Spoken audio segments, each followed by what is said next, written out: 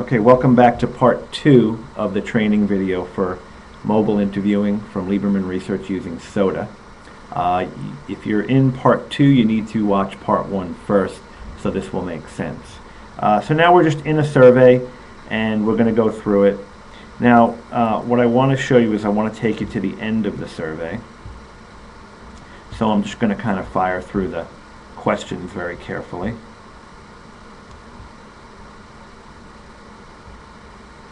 And again, if you ever have an instance where you need to get to the bottom or a respondent needs to see more, all you do is take your finger and swipe upwards, and then you can see what's on the screen at the bottom. Okay?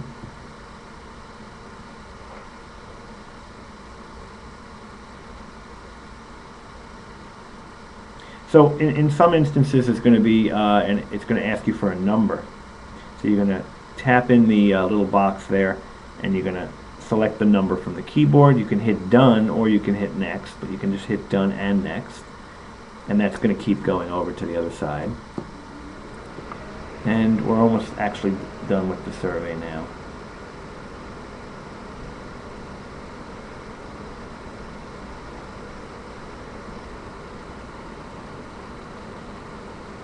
Same thing here, requires a number, you touch the box. Okay, so at the end you might see a message that says thank you for your time, or you might be giving a respondent an incentive. But in either case, when you get to the very last screen, you must hit next, okay? Because if you don't, it will not collect the survey properly. So let's go ahead and hit next, and that will bring you back to the screen you started, and you will be able to do another one. If you don't hit next, that survey will not be collected, and it won't count. So you really need to make sure to hit that very last screen. That brings you back again. To do a new survey, you just tap on NFL. I want to point out something, that when you start collecting surveys, what's going to happen is you're going to see where it says sync now at the top, responses to upload. There's one. I just did a survey. So the device will collect the surveys here, and it'll tell you how many you have, and it will not collect practice surveys or terminates. So when you see the number up top, that's going to represent how many completed surveys you have on your device.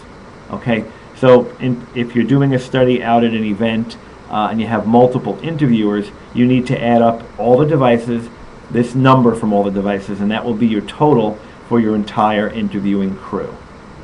All right, I want to point out a couple of other things. So we're going to go back into a survey. We're going to hit start.